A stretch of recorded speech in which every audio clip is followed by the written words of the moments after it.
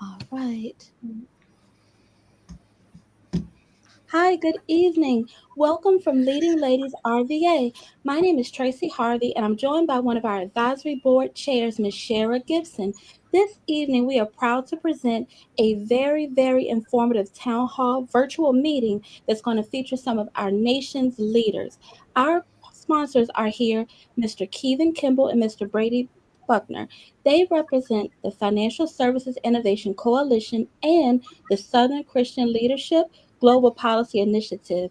At this time, I'd like to turn the floor over to Mr. Kevin Kimball. Thank you all for joining us. Thank you, Tracy. And we have to always start out by saying thank you to Lean Ladies.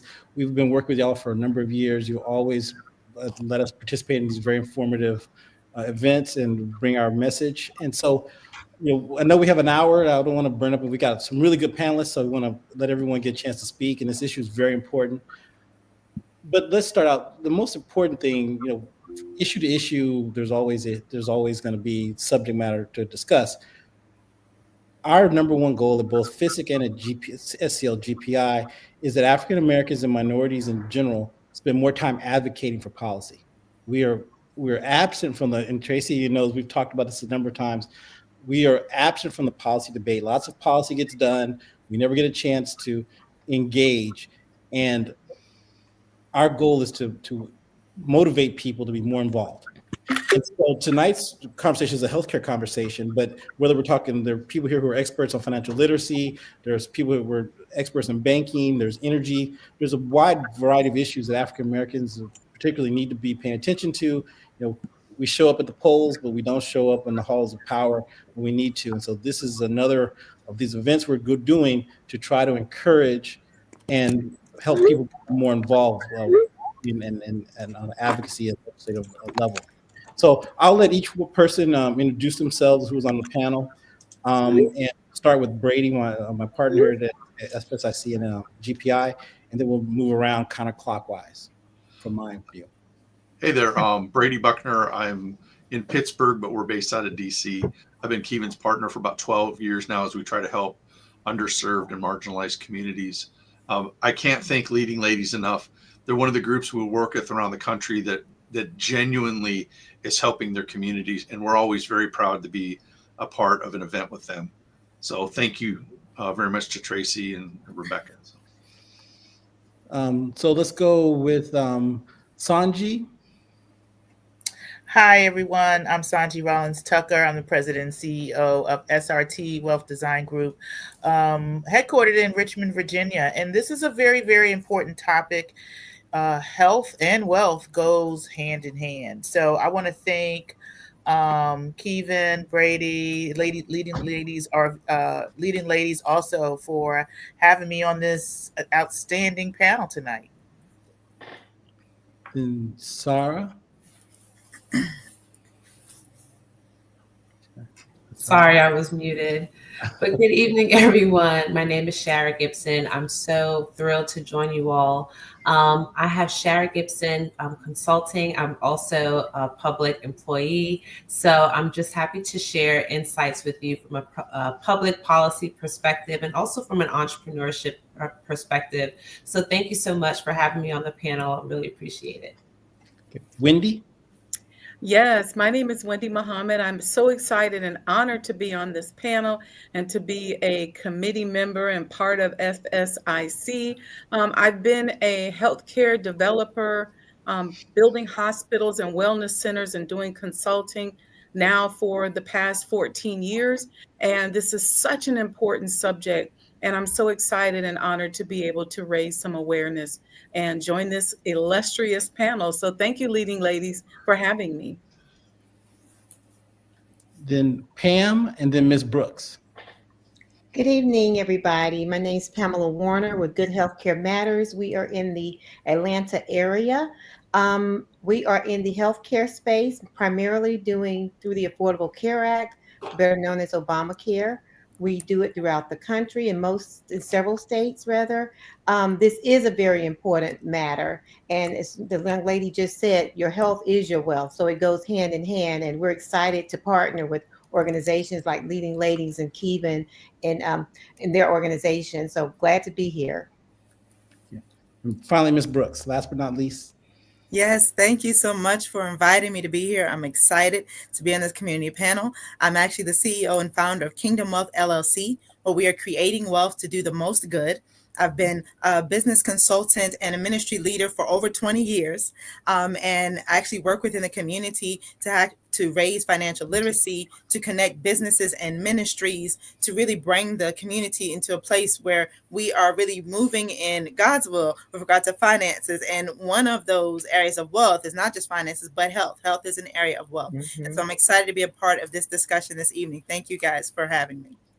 Great. Well, and the wealth and the health come together in this 340B and equity conversation. So this will be a lot of fun. And Pam is sort of the resident expert on finance. She does a 340B, but I'm going to take a few minutes, if you don't mind, just lay out a little bit of the conversation. So there's a program called 340B, which basically allows hospitals to serve indigent populations to buy drugs at significant discounts. Those discounts are then meant to help those hospitals or facilities provide care to underserved populations. This program was created in 1992. It's grown enormously. I mean, it's thousands of hospitals are now involved in it when it was really meant to serve a much smaller population. The problem has become that, as with anything where there's money, people have figured out a way to game the system so that the big hospitals keep the money and don't share the money with the patients. Mm. And what we've been working on, and Wendy and Sanjay, part of we worked with around the country, we've come up with a policy presentation or platform that would allow for us to use some of this money to help underserved areas. So there are like places in Alabama that are 3 hours from a hospital. We work with doctors who have been run out of business by the large healthcare practices because they're sucking up all the patients. So there's a need to reform 340B. We'll share some information as we go through. Where the former mayor of Richmond, because Bon Secours had an issue where they weren't sharing their money with the population, and the mayor wrote a letter, and there was an article written. So we'll get into that a little bit. But I'm going to turn to Pam. And Pam, can you kind of lay out for us a little bit of like how functionally the 340B program works from your perspective, for patient to patient? Right. From clinic, I work with several clinics now that do utilize the 340B program, and they use it. I'm not sure because I don't do the back end part of it, of the qualifications for the clinics to be qualified, but they do use them to help the underserved, poverty, people in poverty gain access to those resources through medications, from what I understand. Again, I don't work directly with them. I work directly with the clinics that use this service. And so they are able to get reimbursed as well by the ACA program. Many of the clinics, they utilize the 340B to get monies, but they also get reimbursed or send them to me to put them on a healthcare plan that helps them keep some of the resources.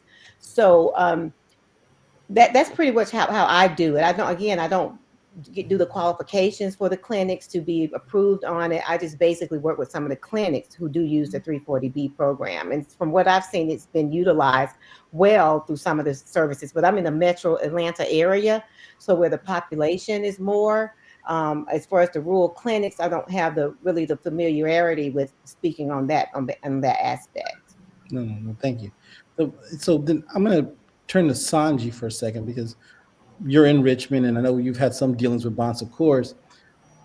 And can you talk a little bit about how they perceive that? And Tracy, if you would put up that article. Not that, the one with the Bon Secours article. Well, I do know, and I don't have firsthand, but I remember the article going out, and I know there's some things that Bon Secours is trying to do to rectify the issue. But I do know that also that most of the monies went to other affluent areas, except instead of, like, there's a hospital in the inner city Richmond community, which actually was started. It was started because Black people could not go to the main hospital, which they now call VCU, used to be MCV. And so it kind of was started with a few folks. I want to say Sarah Jones, Dr. Sarah Jones started Richmond Community Hospital, which is now in Bon Secours. So it was one of the, I would say, poorest hospitals in the area. And so the money actually poured into there, but it appears that most of the money went outside of that area. And I also want to say Dwight Jones may have been the mayor. Was he the mayor during this time, or was it Stoney? I It was cannot Stoney. remember. It was It was Stoney. Stoney. Yeah. So what happened is they do have, or they say they have. I shouldn't say it like that. They do have, or they've tried to put together a robust program in giving back to the community. And so I have actually been a part of some meetings where the CEO or the president is really trying to, or attempting to, bring in not only Black businesses into the hospitals, but just trying to make sure that the amount of funding and the amount of profit that they have also goes out to serve the Black community, not only in just pharmacy, but also just in business, just doing business with vendors and things like that. So that's kind of been my experience at this point in time. I'm also working with Bon Secours to put together a program, and we'll see how that goes. Lots of times what we see is that it's a lot of right now there's a lot of pushback, and I think that the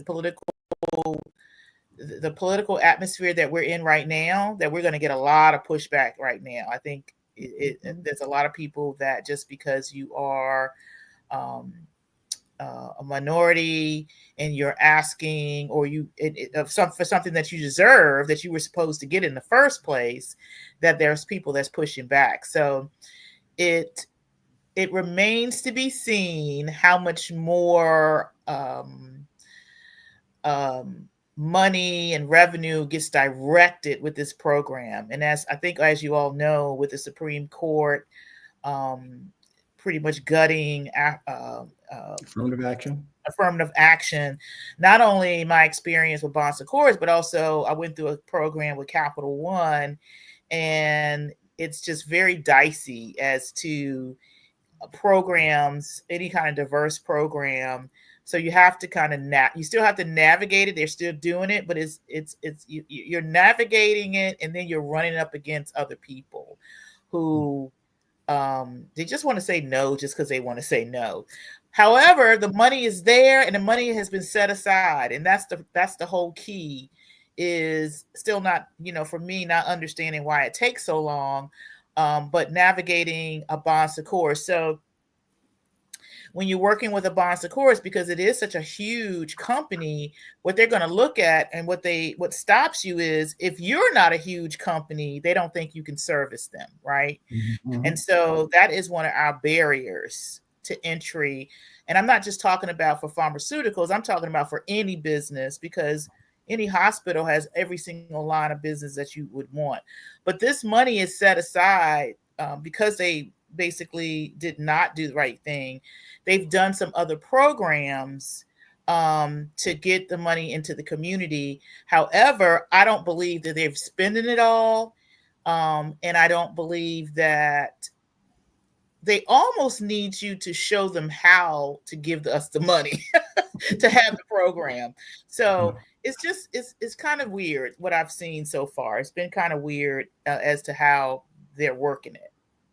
Yeah. No, that's I want to tie in. So that actually is one of the pieces of legislation. There's a big effort in Congress at the national level and at some state levels to figure out a way to help them do that, to audit and do more oversight over that. But I want to turn to Wendy for a second, because we've been working with Wendy on, like you mentioned, Sanji, the Richmond Community Hospital, which I assume was the minority hospital.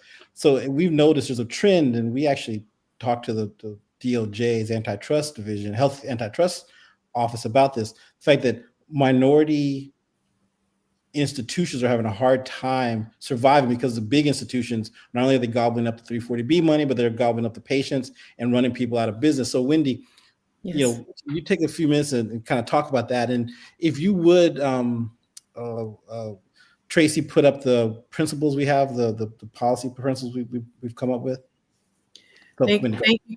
Sure. Thank you, Kevin. Oftentimes, when we start talking about healthcare disparities, we are very focused on the patient side, and rightfully so, but we forget about those on the business end, the doctors, the developers who are trying to develop institutions and organizations that actually service our Black community.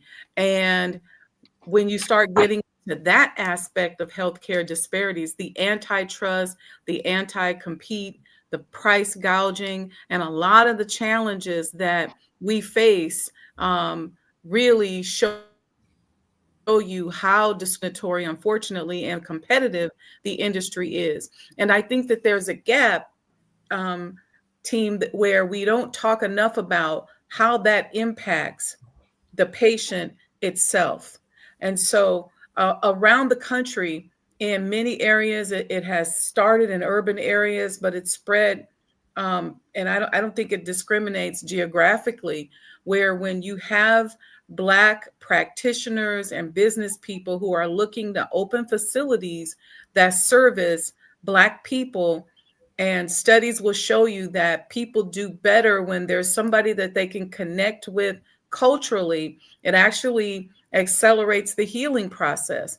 The challenges that we face in opening businesses are really, really egregious. And so we've been working with FSIC and a number of different doctors to try to introduce some type of legislation that helps to protect us from the big box systems when we step out here and try and provide these services in our communities. Yeah. No, that's true. And I want to turn it to are you Reverend Brooks, or you just are? I know you're with the Reverend Apostle. Yes. Okay, Apostle Brooks. As we talk about this, in the faith community, we've been on a mission to bring the faith community more into the policy realm, right? So, can you kind of talk about how that works, what we can do, and what you see in terms of using the ministry infrastructure to try to reach out to people and to be more advocates for themselves? The challenge is that a lot of ministry leaders and just people in the faith community in general don't feel that we should be involved in politics and policy, but that's completely anti-biblical. We absolutely should be involved. And so just even shifting that mindset becomes a challenge. And that's something, of course, that I do, with ministry leaders that I'm in relationship with. And my ministry in 2020 started what we call the invitation movement. And our goal is healing, peace, and justice. And so for all the cities to which the Lord has sent us, he gives, his focus and what he's trying to focus on. So in Richmond literally means rich mountain. That's what the name of the city means. And he said we need to address economic inequality and injustice. And it's old and it's systemic. So the things you're talking about in healthcare don't just exist in healthcare. It's system wide throughout the city, and it has been for generations. If we go all the way back to the slave trade, like just looking at what occurred in this region. And so really, ministering that healing to a community that would feel that they do have a hope, that their voice at some point will be heard, and then allowing the groups to come together, because there is no advocacy. There's not much community partnership. See, that's where the peace comes in. We've got to bring the pieces of the puzzle together. And then the justice is actually advocating in the policy realm, actually, supporting bills, drafting bills, getting a seat at the table, which most citizens don't even realize that they need to have. But people in my position can really kind of open the doors if other ministry leaders would realize this is something we need to do. Then, of course, on the financial side, through Kingdom Wealth LLC, I actually train people to understand wealth from a biblical perspective, build businesses, build their financial portfolios, leave a generational legacy, because all that's going to take you from that place of oppression to realizing that you're an important part of the system, and that there are riches, there's wealth in this area. It doesn't get down to the people who need it. Yeah. So I'm going to turn to Shara, but I want to just add one little tidbit. This particular focus is on healthcare tonight, but there is like several um, parts to this conversation we will have. And Tracy unfortunately has to deal with us, every couple of months on one of these things. So we will come back and talk about, because one thing we want to talk about is put a pin in is government contracting.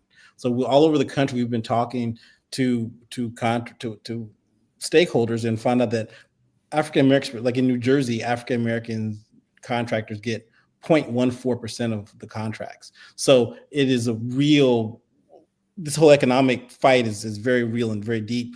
But tonight we're doing the healthcare piece. So that's why we're not excluding it, but we're just focusing in on this one part. So Shar,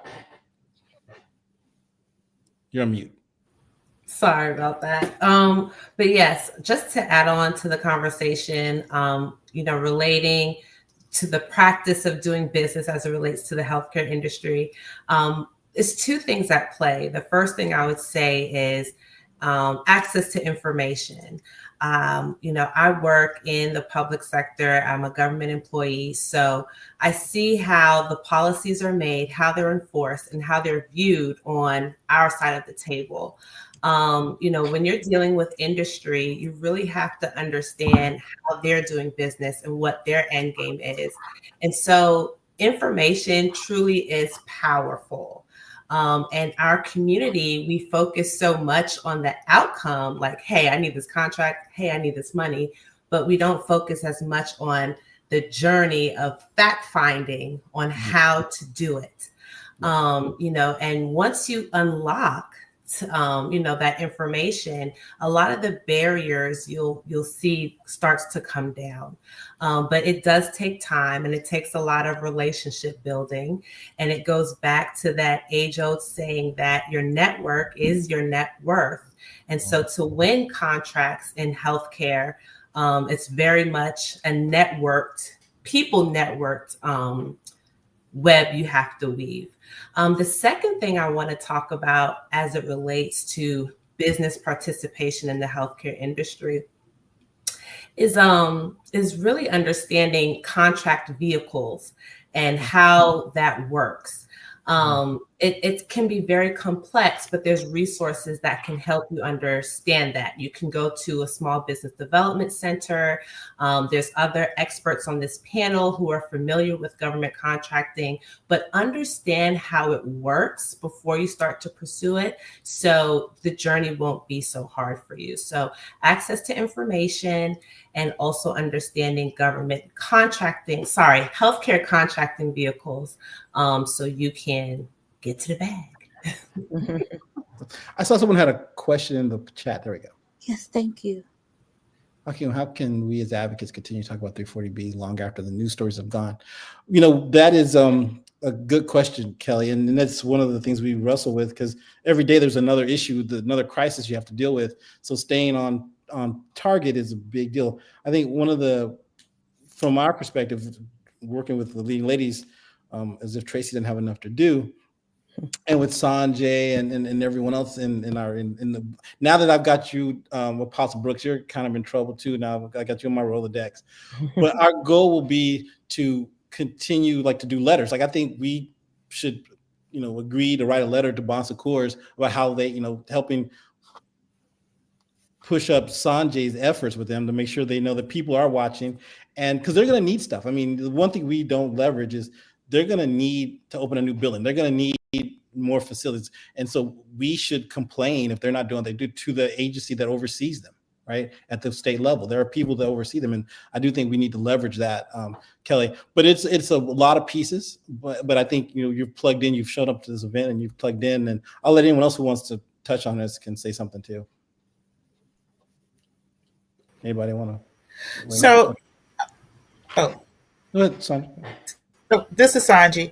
So I think that you're right. I think one of the things that was brought up is making sure that we are advocating, but we also have advocates groups out here. We have lots of groups. I'm also a member of a National Coalition of 100 Black Women. And one of the things that a whole bunch of nonprofit organizations, such as, I think there's chapters probably in most states, is taking up the mantle to our group actually looks for different things to take up the mantle, to write letters, to do that kind of thing, social justice. So there's a lot of social justice groups, as you're doing tonight, talking about it, making folks aware of what's going on, and then organizing and doing something about it. So I think that's one of the ways of doing it. We are very much we are all very much trying to put food on the table as well. So I think that we do have to kind of look at our funnels and organizations, and not try to do everything on ourselves, but we do need to join together and take some of these initiatives and attack them as a unit group, but with the different groups doing the same kind of things at the same time. Yeah. One thing I would like to add is just with my experience working in government and things, one thing I learned is that the squeaky wheel gets the oil.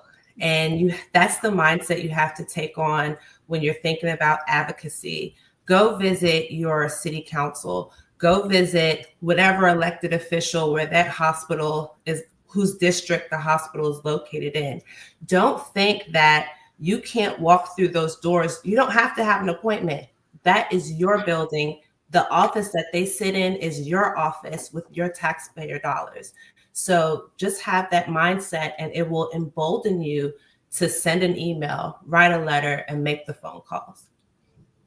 Kevin, can I add to that as well? Sure, in addition to what the beautiful sisters have said here, awareness, especially within the clinical community, because I'm certain that if we start to survey doctors, surgeons, physicians, other clinicians, a lot of them don't even know what 340B is. So even making sure that they're aware, so that when they're in their M&M meetings on Monday morning, or in the staff meetings or the department meetings, they can begin to raise some questions and ask for information on how the hospital or the facility that they're working at is utilizing 340B, and just some additional details around it. I think within the healthcare community, a lot of people still do not know what 340B is. It is not common knowledge especially among doctors and among people who are actually sitting at those tables. Yeah. Yes, ma'am. I want to concur with you on that, because I work with a lot of specialized populations in health. They know about it a lot more, but I found that some of the smaller clinics, that they have no idea about it. So getting the word out and making sure that those people in those industries are familiar with it, would be a great start. Hey, could I address Ms. Fitzgerald's question really quick? The answer is shrimp. And I found that we have two big events. One of them is the Minority Policy Summit in February, and the other is the Congressional Black Caucus reception. We've done it 6 years in a row now. And if you serve shrimp, people will come and they'll listen to your message, and then they will go out into the community. And I joke, but it has been a wonderful vehicle for us to meet a lot of new people. So our network, we call it the FSIC network and the GPI network, is nationwide and growing. All the speakers on this call, probably some of you in the audience, but mark your calendars, February 26th and 27th, we're going to have in DC the Minority Policy Summit, the third annual. And this is an event where we all get together, community leaders, we talk about policy issues in technology and healthcare, and then we say, what do we need to do for this year? And then the third annual, we'll take the stuff from the second annual and come back and report on it. So I think that's what you're saying is, we hear about these things and then it just disappears. Or we go to a conference and everybody feels good and then it disappears.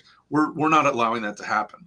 We will have reports back on virtually every industry. So thanks, Kevin. Sorry to take so much time. No. That was an important thing to say. So it was good, because we do forget to advertise it and try to bring people together for all these things. So, and the Wendy was there last year, so she knows we go on the Hill. We do a lot of advocacy, so she was there.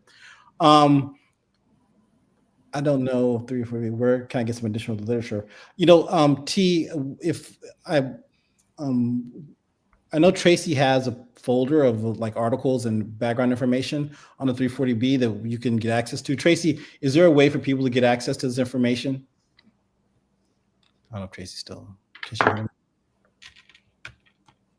She may have me on mute. T, we'll make sure that uh, it's up on the website for you to get to. You can go to. We have it on our. I guess we're on our GPI website, SCLW. So what, Brady? What's the website for GPI?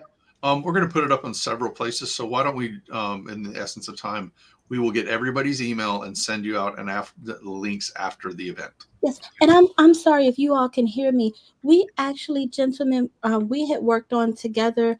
We all had worked on a toolkit during our last work session. So we will publish that toolkit we talked about with this information and those relevant articles probably within the hour of the presentation. Awesome, thank you. Any other questions before we move? Oh, okay. So I want to circle back on the 340B itself. So again, 340B is an example of what can be done in healthcare. There's a lot of conversations right now about, getting rid of Obamacare, and I may, I don't want to spend a whole lot of time talking about that, but I may ask Pam, because I know she does a lot of work with the insurance programs, talk about what that would look like. I mean, how devastating or not devastating it would be to go to undo that, or what it looks like.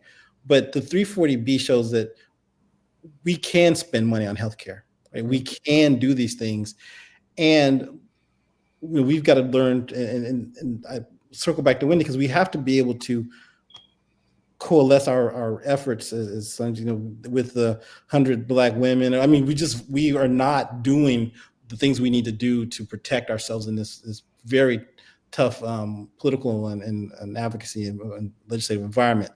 So, Pam, just briefly, what does it mean if we try to mess with Obamacare or the Affordable Care Act? Wow. If we take away Obamacare, we would have millions of people going back to not having coverage. We would have the mandate of pre-existing illnesses go away. People would not be able to afford to get health care. We have so many people and so many testimonies of people who their lives have been saved by doing this. We were just having a discussion on that with some of our colleagues last week, with the political climate of, where we're going to be. And we think we're going to be okay, based on some of the conversations that's coming back. Of course, we don't know. But believe it or not, a lot of people from the other side of the aisle, they are participating in Obamacare now. A lot of people, you find out their political affiliation, but they're on Obamacare. It's become the law of the land, but we just never know. But to take that away now would just be devastating as a country, as a society, because it's a part of, it's a law of the land. It's intertwined now within the healthcare industry. So from what I'm hearing, though, from a few people, that I don't think we're thinking the name might change, but we're not thinking it's going anywhere. We were very scared for a moment, but we've been giving some people some from the Hill that they're really not talking about taking it away. But it would be devastating if they did. But again, with the pre-existing illness factors, most people now who had no access to medical care now have access at an affordable rate. It's just been working out wonderful. So I think we're going to be okay on that. Even can I add some perspective to that as well? Sure. Please. In the vascular surgery world, what we saw when we went from not having Obamacare to the implementation of Obamacare was a large jump in our patient base, and the number of people that needed access. In our world, we service the largest risk factors that impact the Black community, cardiovascular disease. So the risk factors include diabetes, high blood pressure, high cholesterol, management issues, smoking. And what we found was once people got access to Obamacare, people who've been sitting around not addressing those risk factors, which are the number one killers in the Black community, now had access to health care. And we started to see the amputation rates go down. We started to see people get in and have a timely diagnosis when it came to their diabetes or their high cholesterol. There were more minimally invasive surgeries that we were able to do because we were able to catch things in time.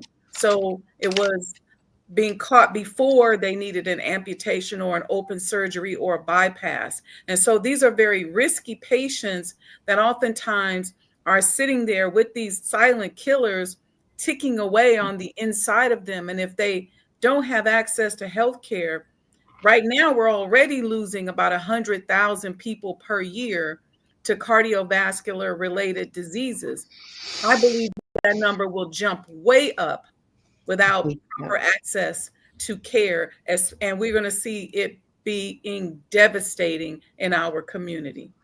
Absolutely, in the preventive care mandate. So a part of Obamacare that made all qualified health plans have to include preventive care at no cost. That's huge. Prevention is the key. So thank you for saying that. Absolutely. Dr. Brooks, or I'm sorry, Reverend Brooks, or Apostle Brooks. I'm going to get it. What do you, from the church perspective, how active have you been, or are you planning to be in this next realm, especially as we talk about healthcare changes, if there are going to be changes in healthcare? What are you guys thinking? Well, actually, all of us really need to be involved really in the faith community. You don't see it happening a lot. But we've been in connecting in my ministry in the city level and the state level. Being in Richmond, we're at the center of both, so that we're able to kind of connect with some of the initiatives that are going forth, and really start to advocate, because we have outreach where we, minister to people who are in the more challenging situations. And so it's so much better when we do have resources and we can actually direct them to resources, because we can't do everything ourselves. When we're able to partner with what's happening in the community, when we know the information and we can share it. I go to all these different forums and meetings so that I know where to send people, so that I know that the care that's accessible to them, the finances, the money, the help that's accessible to them. And so this is absolutely something that, I think people have been reaching, at least the state has been reaching out to the faith community. I don't know if a lot of the city initiatives with regard to healthcare and business have been reaching out to the faith-based community, but the state has been doing so. And so I've seen ministries respond on that statewide level. I haven't seen much in the citywide level. And this is what our conversation is. When they put us in the audience and ask us what our biggest frustrations are, is that nobody knows how to access the things that are available to them. It's there. We know it's there. We tell them that it's there. But we literally in the faith community have to hold people's hand to try to get them the care that they need. When we know it's accessible. I just bless the Lord that we have nurses in our ministry. And so they're actually able to advocate for people directly.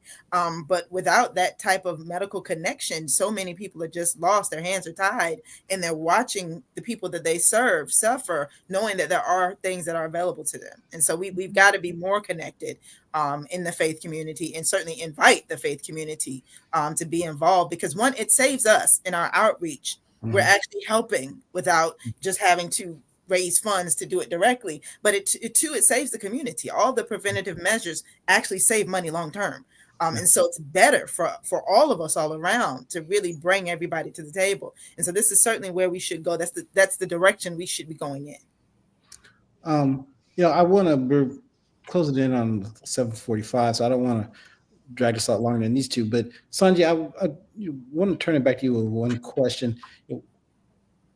What can we do, or what should we do on the bon secours front? I think, and correct me if I'm wrong, but we have a real opportunity to make Richmond sort of like a ground zero for how to change 340B for the better. What could we do? Or if you think about it more, but what could we do? Well, right now I am actually talking to the people that are involved in this, and we want to give them an opportunity there's another meeting that's going to come up to allow us to give us some other solutions or find out what's bogging everything down. It's because it's not that nothing has been done. Just because my my ass hasn't been done, they have actually done some things as far as bringing in businesses, um, minority-owned businesses onto their platform. So what we're doing, and let me just add another organization, African American CEO Roundtable, is very much on working with Bon Secours on um, this particular ask as well. And so they are coming back to us. We are having meetings, and we are actually, there's going to be another meeting where we actually are going to sit down and look at, actually they're going to open up their numbers and things like that. So right now, just kind of the support, just to be ready and to kind of figure out, and maybe even put together the right questions that we need to ask, and maybe the deadlines that we need to put forth in front of them to kind of help them do their job, do what they said they set out to do. Okay. Yeah, I'll there's a quote from Mayor Stoney when he was working on this, and he said that you know, let's see if I can find it here. I had it written down. Yeah. I also want to add to that, Kevin, is that so probably a lot of people don't know about this once again, right? Yeah. And Yeah. so if you don't have Black folks or minorities going in and asking and uh, putting in uh, going for the jobs and things like that, then they're not going to see you.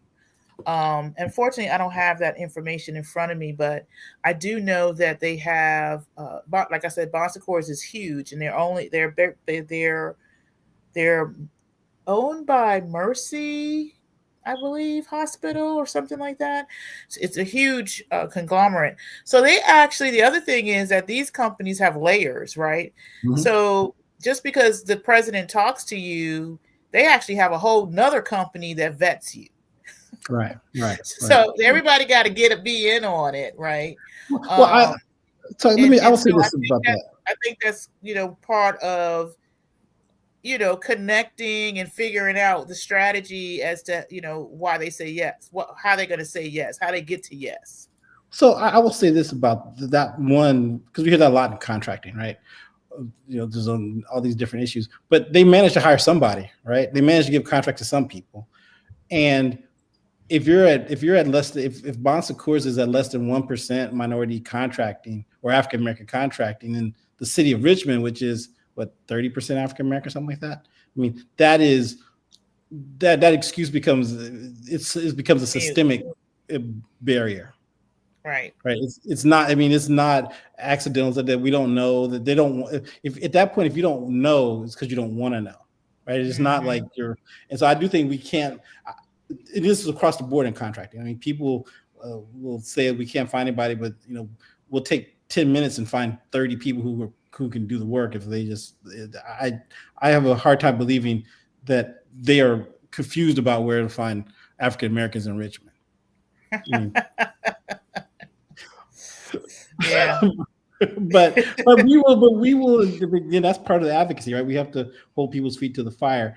And I want to do this quote from Mary Stoney because I thought it was a great quote. And he said, it is immoral to profit off the backs of Black and brown residents under the guise of healthcare.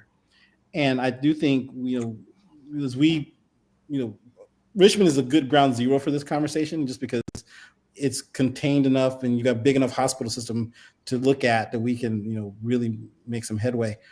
I will leave it to each of you to do your closing statement, and if there's any more questions, we'll take them. But why don't I start with you, Wendy, and just work our way down? Sure. What I would say in closing, and what I found working in the trenches in this industry, is partnerships, collaborations.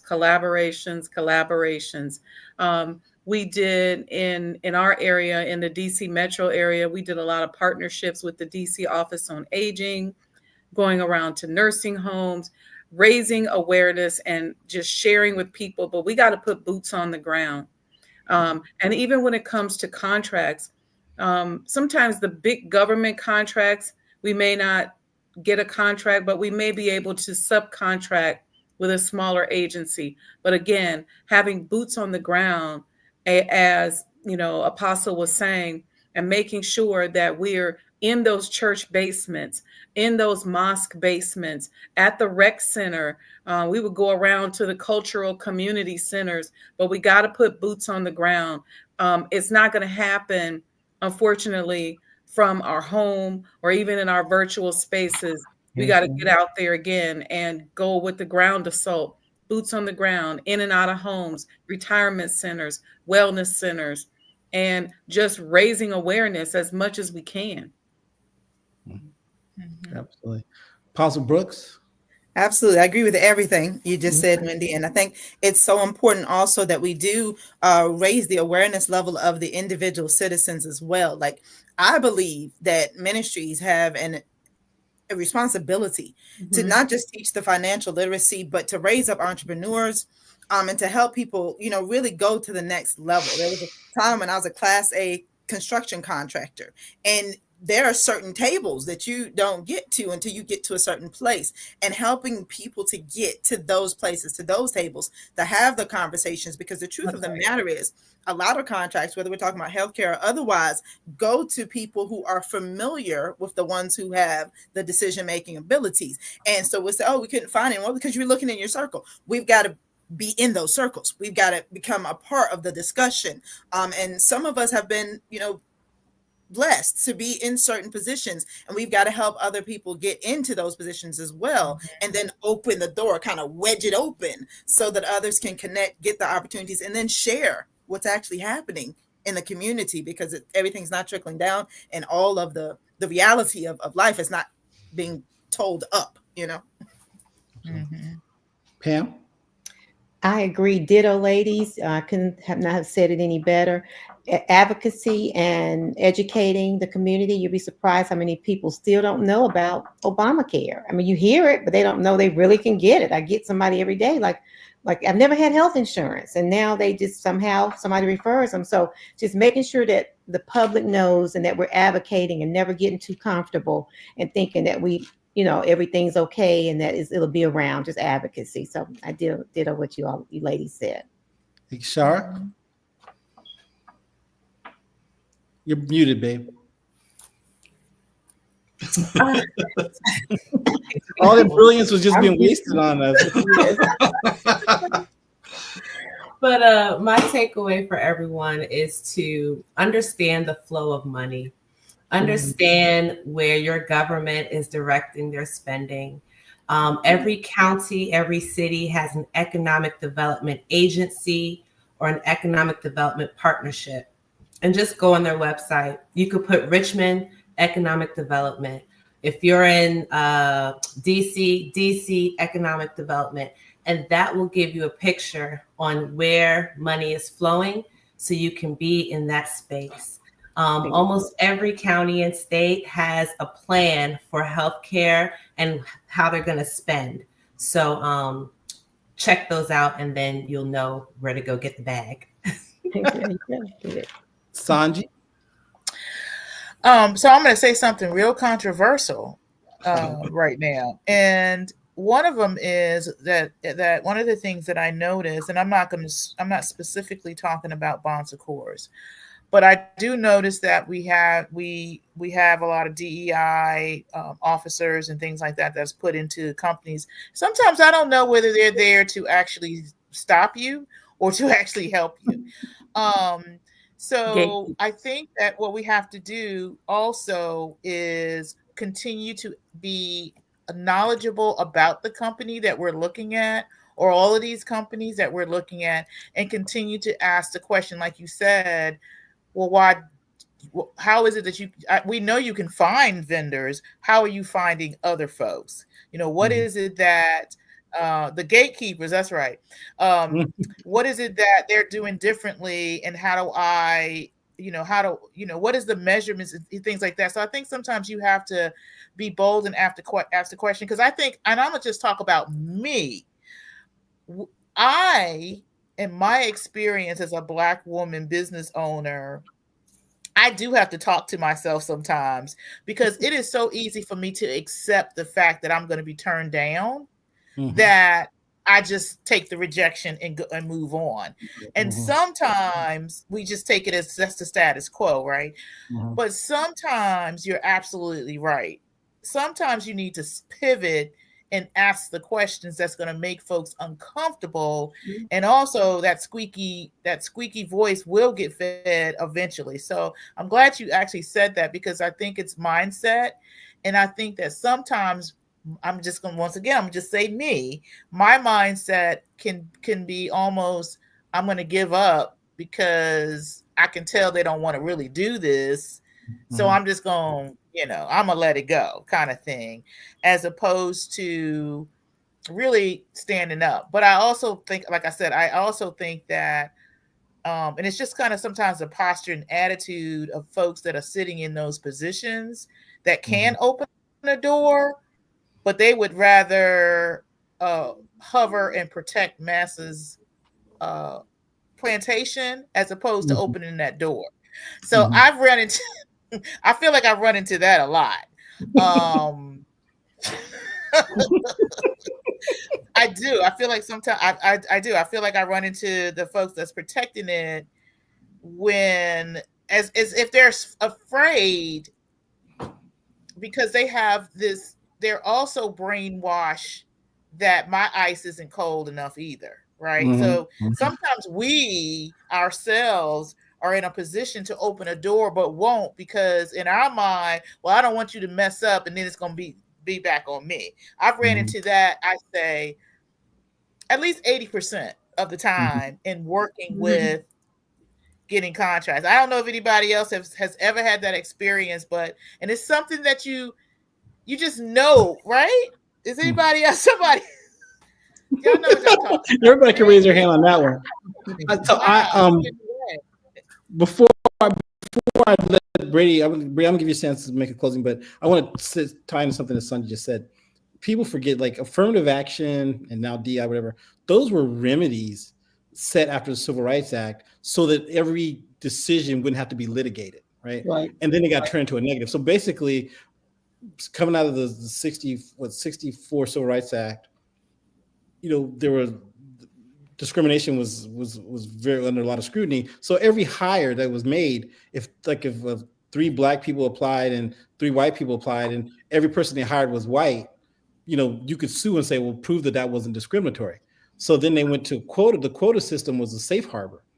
So to your point, Sanjay, a lot of the DEI stuff, we allowed the DEI stuff to be turned into a negative. And so we do have to go back to the point of challenging all the decisions, which is the alternative, right? They don't have to hire you, but if they hire, if we don't say not Bon Secours, anyone has 90, in the city of Richmond has 95% non-African American workers or contractors, almost by definition they're being discriminatory, right? So then that's the lawsuit. I mean, we haven't done that in a long time.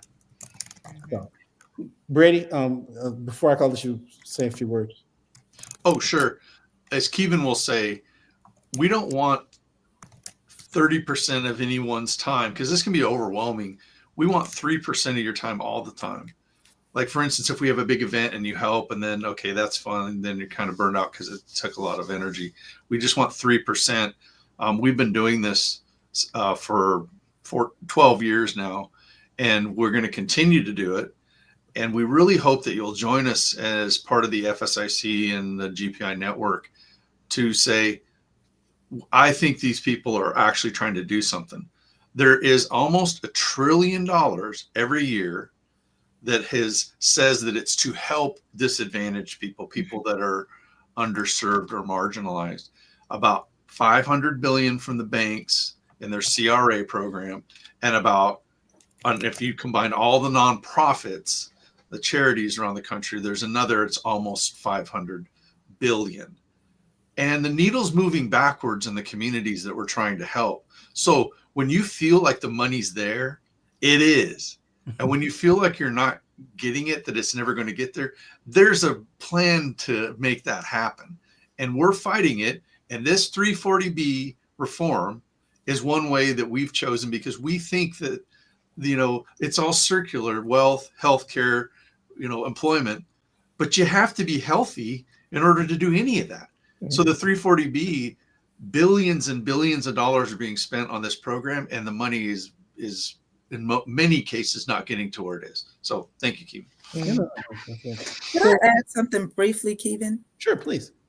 I just want to share with you guys that, the importance of encouragement in all of this, which is really, like I said, with the faith, one of the things the faith leaders bring to the table, like, when you're speaking earlier, people have to know they deserve a seat at the table. They deserve to be heard. And that has to be continually pressed into them. Many of you may not know that during the Montgomery bus boycott, there was a church service every single night.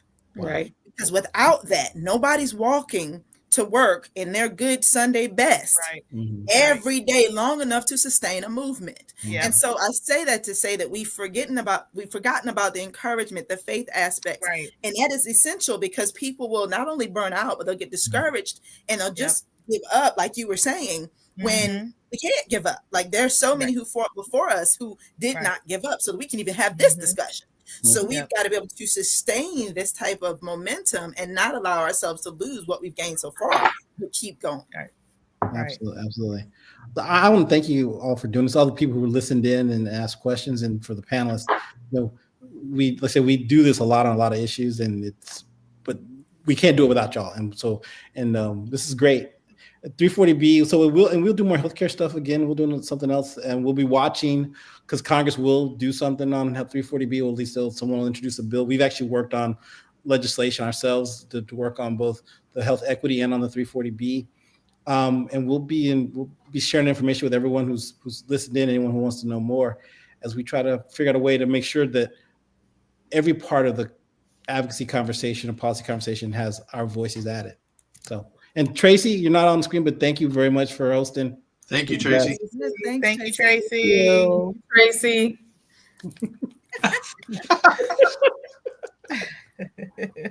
Thank y'all. All right. Bye, everybody. Good night. Good night. Good night, everybody. Thank you so very much. We'll make sure that we send you this recording, and we were live on Facebook and YouTube and Miss Wendy's channel. So if you all have any questions, we'll make sure we send you the recording. And thank you for your time. If you can save your calendar, part 2 will be on Wednesday, January 22nd at 7 p.m. All right. Thank Yay, you, Tracy. thank you Talk to so you soon. Nice meeting you. Nice All meeting you. right. So We got to appreciate do you. something together. I got to reach out to you. Absolutely. Mr. All right, Martinez take is care. amazing. Yes. Yes, Take we would care. have such a great time. It'll be good. Absolutely. See you, Tracy. Good Bye-bye. night. Thank Bye. you. Okay.